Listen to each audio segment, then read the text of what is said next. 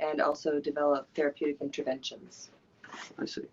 So how did you get involved with this COVID Watch app? How did that start? Yeah, well, I was working on other things for reentry. So when I refer to reentry, it's what we talk about when we think of students who everybody had to go remote, students, faculty, and staff back in March. And the process to bring everybody back face to face in the fall, we started referring to as the process we had to do for reentry. And I initially was asked to lead the teaching and learning group for reentry, which basically encompassed bringing together everybody on campus who is involved in running classes and thinking about what students need and what instructors need and everything else, and getting that back in place so that we could start back face to face in the fall. While I was working leading that group, a faculty member here on campus, Joanna Maisel, approached myself and another person, the provost, and sort of informed us about exposure notification apps. I knew nothing about it at the time, and we started looking into it and realized if we could get this going on campus, it would be a great addition to our toolbox for reentry. Great, great.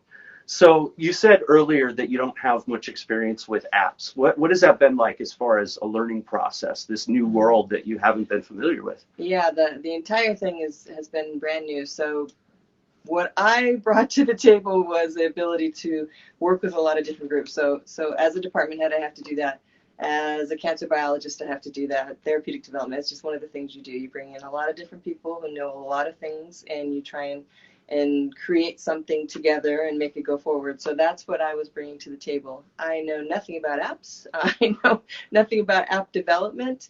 And so I had to start working with, I had to find out who the experts were in all these things. So not just the data scientists and the IT people, but the app developers, start working with Google and Apple. But then the other side of it was also start working with people in public health, start working with the physicians here who would be running the program, start working with people who are working with privacy and legal and all the things that we had to think about, and then build a marketing campaign around that whole thing, which was all new to me. Great, great. Can you tell us a little bit about contact tracing? What is that? So contact tracing in its traditional form is when you discover somebody is carrying an infection, you of course isolate that person who has the infection, but then you also want to go back and find out who all their contacts were and get those guys into quarantine as well. And it's especially important with COVID because people can be carrying this virus for many days before they find out they're positive. And so unbeknownst to them, they can be communicating that disease to all of their contacts, not even knowing it. And so it's really important once you find somebody who tests positive, you go backwards in time and see who they were in contact with, so you can sort of scoop all those people up and get them into quarantine and get them tested as well. This is a really well-established disease control mechanism that public health uses for any number of communicable diseases. One of the things that is available to us now that hasn't been developed or available in the past is this digital contact tracing, which is the app. I see. So when people think of contact tracing, it's about people being close to each other. One of the first things that comes to mind is that a geotagged kind of thing? Is it a geographical thing where people are going by? Can you tell us about that? So there's lots of ways that different groups around the world have done this. The way that we have chosen to do it is using the Google Apple exposure notification software that's now built into anybody's phone who has an iPhone or an Android. It's in the operating system of those phones, and it does not use GPS, so there's no location associated with it at all. It's purely on Bluetooth, and so using low energy Bluetooth, it just sends signals out, and phones will send and receive signals when they're in proximity to each other, and that's what it's measuring. It's not measuring anywhere, any location that you are on the planet, and it's most importantly, doesn't know anything about you. It's really just the phones talking to each other. I see. What sort of other security issues are there, and how have they been dealt with as far as like data privacy, things like that? Because that's a big concern for people, especially when they hear the word tracing. So Right. And there isn't any concerns because it doesn't collect any data. So there's so many apps out there doing so many things that it's easy for people to get one confused with the other. But the Google Apple exposure notification that we chose to build our app on top of doesn't collect any data at all. So it doesn't know anything about you. The way that it works is it sends out these little signals from phone to phone, which are just sort of gibberish. And the phones listen to each other and pick it up. And once one person gets a positive result, they put that into their phone, then their phone will send a signal out to a central server and say, hey, if anybody heard this little gibberish that's been going off of my phone for the last 14 days, you should now know that that gibberish is associated with a person who's positive. Don't know who that person is. Don't know who the signal's being sent to. It's all just phone-to-phone contact. I see. So there's no sort of way the university collects data on how how COVID might be moving around or anything like that. No, there's not, and it's actually been one of the strange frustrations that has come out of this is before large institutions are willing to put their money behind something, they want proof that it works. Makes a lot of sense.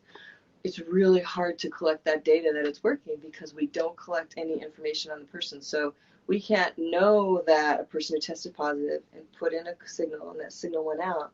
We can't know that any of the people that received that signal did anything about it. We can't know that any of the people that received that signal got a positive test back. Mm-hmm. And so it's been a frustration because we want to know if it's working or not. But what we have instead are these sort of roundabout ways of knowing if it's working. So we know how many codes we send out. So we know how many people test positive and say, I need a code. I want a code to put into my phone. So we know that. We know when people contact our manual contact tracing that we have present on campus, we ask them, were you notified by the phone? And so we can keep some contact with that. But it's not very satisfying metrics because there's a lot of room around the edges where we just don't know. I see. So basically, you don't have that raw data, but do you look at stuff like infection rates and try to kind of compare and see like downloads of the app, and are you trying to look at statistics like that to try to find out? So it's really hard to know what's due to the app and what's not due to the app. So we don't even know where the app is being downloaded on a finite enough scale that we can make any sort of comparison. So we know at the level of the state how many people have downloaded the app, but we don't know, for example, how many of those people are on our campus, right? So if we were trying to make any comparisons between that and infectious rates or anything else, there's too big of a flaw in the system for that to be accurate. I see. What about the development of the app beyond the university? Do you see it potentially? Is there some sort of plan for it to spread to other schools or other institutions? So our plan is for the state of Arizona to take it over. The best way apps like this work is if the entire community is utilizing it, because obviously, a single group of people doesn't stay within that group. They're all in and out of the community. So our hope is that the entire state will take it over. And in fact, around the world, Google and Apple's intention is that this would be taken over at the level of countries. And for example, the places that have launched already include Ireland and Germany, and the entire country did this and launched it together. They're also looking at expanding these, to very large regions. So, for example, the EU is looking at what would it take to expand an app like this across the entire EU, so as people cross borders, they don't lose that information. In the United States, while the launching is happening at the state level, they're also looking at national servers for when they upload those keys. So as people go from Arizona to New Mexico, for example, they would be able to still find out if they've been near somebody who has tested positive. I see. So all those things are in the works. I see. That's good. Let me just check here for some questions. Let's see here. Okay, yeah, someone here said out of all the apps on your phone, the COVID contact tracing stuff is the least privacy intrusive. So, yep, the Bluetooth. Someone says Bluetooth keys every 14 days. So, that's great. That's great. Let's see here. Have you been approached by any other institutions, like, talking like, hey, can we get your advice on starting something like there's actually forums for all the people who are looking to develop this technology. So the app developer that we partnered with, COVID Watch, has a forum that includes all the people who are thinking about doing COVID Watch. I'm not sure that I'm allowed to say who those are, but that includes other universities, other states, other municipalities who are all talking to them. And then an additional forum that we're involved in is one that's run by the CDC and MIT Lincoln Labs. And they're bringing together everybody at the national level who is interested, not just at a level of a specific app, but sort of anybody who's interested in this exposure notification technology to try and share best practices and shake up the bugs as much as possible. I see. What other ways is the university using its resources to help COVID research and anything really related? Research, testing, what are some of the other ways? Yeah, we actually have a really comprehensive approach to try and mitigate this virus. I'm going to leave out research about the virus itself, which is also happening. That's also been funded on campus, but I don't actually know the specific projects. But what I can tell you about is we had an approach called TEAC3, which includes testing, tracing, and treatment. And what that allowed us to do is to try and optimize any of the approaches we could to come back to campus as safely as possible. So for testing, we're testing in 4 different ways. We have sort of the testing called antibody testing, where you find out, have you ever had it? And that allows us to figure out a baseline of how many people on campus have been exposed to the virus. We have PCR testing, which is a really specific way to determine if somebody actively has the virus. We have that on campus now. We don't send it out anymore like we did in the beginning. It takes a day or 2 to get those results back. We have rapid antigen testing, which tells you if you currently have the virus. Again, we have that on campus now, and it takes people 1 to 2 hours to get that back, so it's very fast. And then we have something called wastewater-based epidemiology, where we're going around to all the buildings where people live or are highly trafficked and testing the sewage. So that allows us to see if there's an outbreak of the virus on campus. And then if that's found, then they take the testing centers, the mobile testing centers there, and test everybody and find out what's going on there. So then all that testing is integrated. Our data scientists have created this great platform to integrate all this information. So basically, when you start into the system, you get a QR code, and then that follows you all the way through the system. When you get to the end of that system, then your information enters contact tracing. So it enters both the manual contact tracing, which is run here on campus by our College of Public Health, and our digital exposure notification. So you can get your code can be generated from a positive test from that system. And then once you enter that system, then you get all sorts of information of, the contact tracing, find out who you've been involved, been around, what to do about that, what to do to quarantine or isolate. And if you're a student, how to quarantine on campus. So we have the treat part is where they developed a number of quarantine dorms where you can go and live there for 2 weeks and get your food brought to you and all those sorts of things, so that they make sure that that person is quarantined away from everybody else. And then we have things like wildcat well check, where everybody who's going to be on campus has to take their temperature every day before they come to campus. We have all sorts of mitigations of, reduced number of people in a classroom. Everybody has to wear a mask, social distancing protocols, heightened sanitation. Like, I feel like anything anybody has thought about, we've put in place here. And, we're just taking it one day by day to see how well it's working.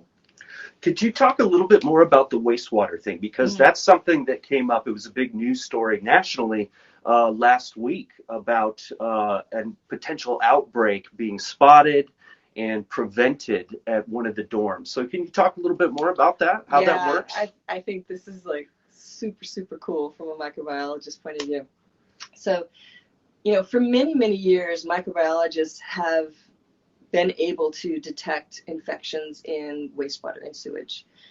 And the question was, could you test it in a way that's quantifiable enough that you can say, oh, there's a few people, there's a massive outbreak. Could you follow an outbreak? Can you forecast an outbreak? So one of the things the microbiologists who've been working on this for years have gotten to know is that people will shed the virus, the viral particles, before they have symptoms, up to a week. So if you're testing somebody's sewage, you can theoretically find it much sooner than they will discover they have it on their own just from symptoms. And so the real question, though, was, well, can we do this? Can we rush in and test everybody, isolate those people, and then if we come back, will the infection have been cleared from that building? And that actually is what happened. So it was super cool that the microbiologists went in, they found the buildings that were forming hotspots, they tested everybody, they isolated those people, went back 2 days later, buildings were clear. So this was a really proof of principle of something that they'd been testing for a really long time, but, fortunately had no pandemic to really determine how well it would work. But now we have a pandemic and they're ready to go. And the guy who's been working on this most at the U of A, his name's Ian Pepper, and he's actually been testing sewage all summer long in Tucson as a research project. And he's been able to forecast the peaks and the valleys of the infection. And it's really sort of amazing what they've been able to do. So it sounds like there are sort of three major ways of testing. You have just the discrete testing. An individual comes in, you take a sample, find out. That's the obvious one. Then there's the wastewater type thing where you're doing an actual test, but it's sort of in a meta kind of way with that. And then it seems like the third way is a little bit of more data analysis, looking at statistics as far as like how is COVID spreading through a community. So it's not quite, you don't know how many people specifically, but you can kind of see that. Yeah. So are there any other ways that you can kind of try to draw out that information on who has it? Not that I know of. As far as I know, everything that you can do is being done. Yeah, that's great. All right. Well, let's see here. A lot of people were asking about privacy, so we covered that a lot. So is there anything else? That's about it. We can wrap it up, but is there anything else? And does the audience have any other questions? If you got anything, throw that in. But is there anything else you can think of? No, I think the question I get asked most often is, how's it going? And how is all these things working? And, we are all in this together as far as we're playing it day by day and finding out and getting the data back and trying to pivot in real time. As something works, we do it. If something doesn't work, we don't do it. And we're all hoping we've basically done everything that we can think of to get ready. And now we're just expectantly seeing every day by day, is it working, is it not working? I know I personally really want to reopen the campus, so I really hope everything we did works, but if it didn't, then we won't. All right. Yeah. All right. Well, thanks a lot. We'll be finishing this up here. So thanks for watching this broadcast. You can follow me on my socials. You can also sponsor with some of the features in the app. So thanks for watching. And